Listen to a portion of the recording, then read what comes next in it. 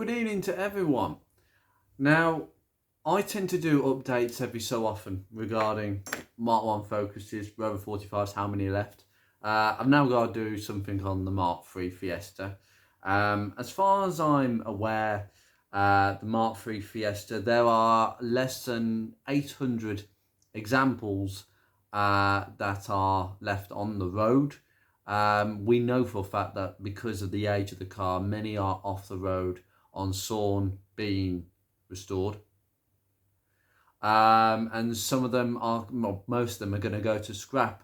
But generically, there's only a couple of thousand Mark III Fiestas, which for a mass-produced car is ridiculous. I don't know how many were first registered, but I'm sure to get that sort of information in front of you very soon. And as far as I'm aware, there are only probably 55 CTX cars that are on the road. And equally, I think there's just about the same number off the road, i.e. my one. So it is in a very rare category. Most of them have got problems from what I've seen, severe problems, and only the fittest will survive. And that's where I come on to, well, not necessarily Rover 45s. Rover 45s are becoming rare by the day, even though they are quite frankly, compared to Mark 1s like that, there's only a few thousand of them left. I'm not going to refer to the MG ZF because quite frankly, the MG ZS survives in better numbers than the Rover 45. And I like to concentrate on the cars that I own rather than the cars that I don't. In terms of Focus Mark 1s, the latest data has come out and it's not a particularly accurate one. I can only give accurate data every May. That's the biggest data pool where I can tell you how many are left from a certain year, and it will basically confirm some of my guesstimations. And I call them guesstimations because they're very close and I'm pretty much 90% accurate in terms of my stats. But anyway, on my algorithms in some respects, particularly relating to the LX, ZTEC and gear specifications that spread into the Mark II era, which how many left does not pick up. It's not a great website for that. And that's why I designed my own data spreadsheet. Now, the latest data, I've completed the whole stat. I am 98%, pretty much 98% accuracy has been achieved in the latest Q, which is Q1 this year, Q1 2023.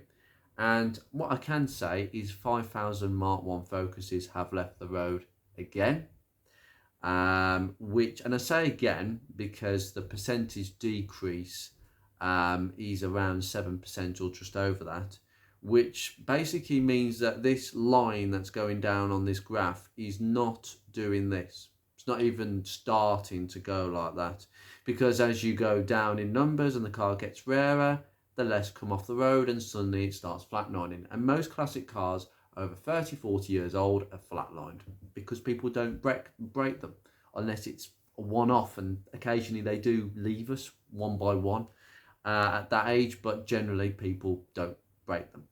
They restore them depending on value.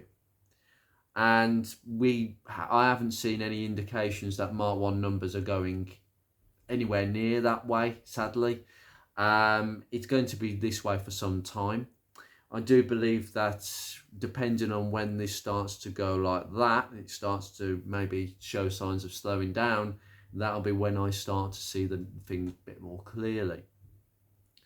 But looking back over the years, I will say we have gone down from 70,000 Focuses to 65,000 approximately.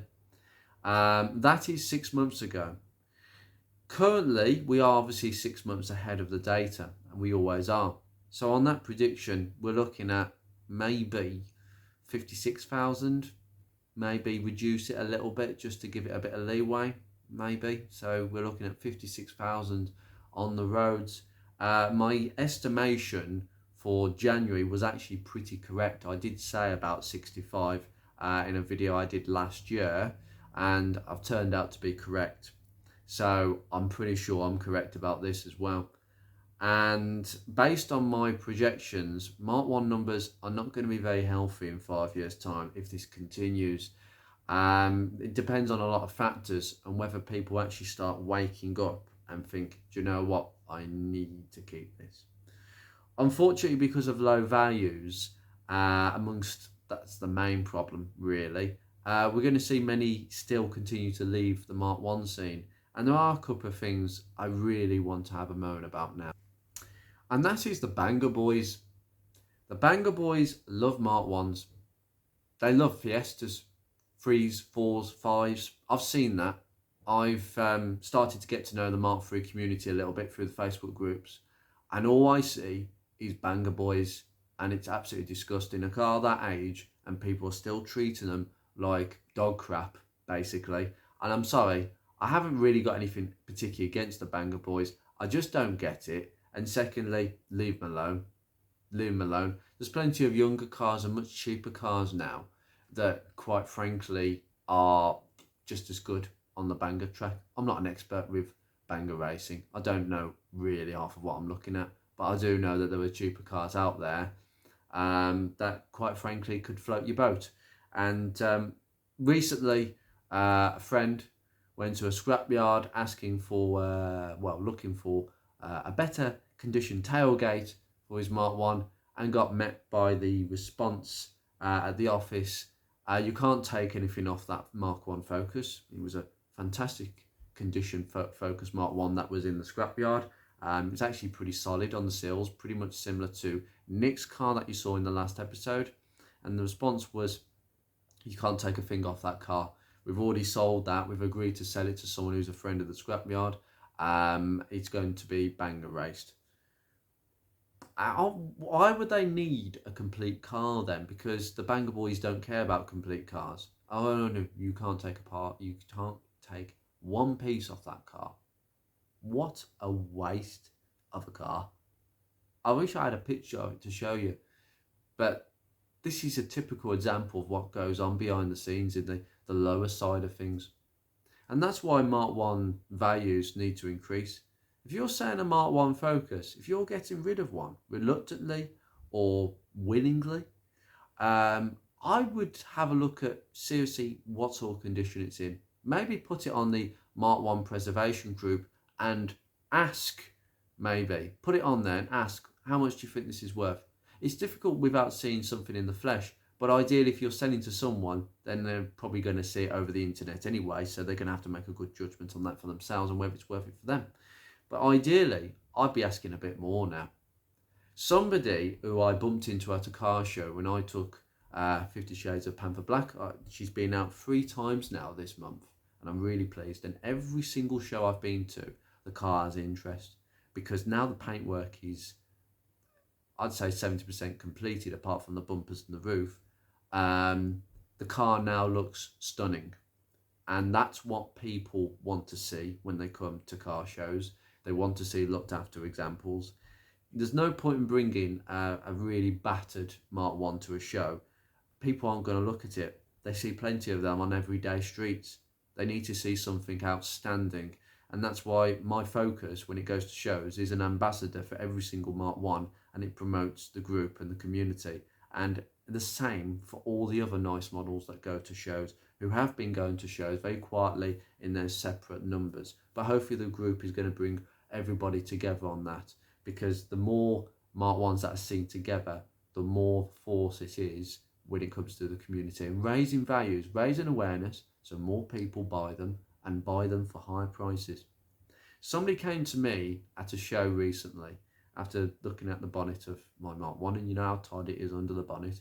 He said, I can't believe how absolutely pristine this is. I wish I hadn't sold mine. I said, what, you've recently sold one? Oh yeah, I had one for about 17 years. Only I've had to sell it because the missus wants a VW camper van. So I've had to make some sacrifices on my fleet.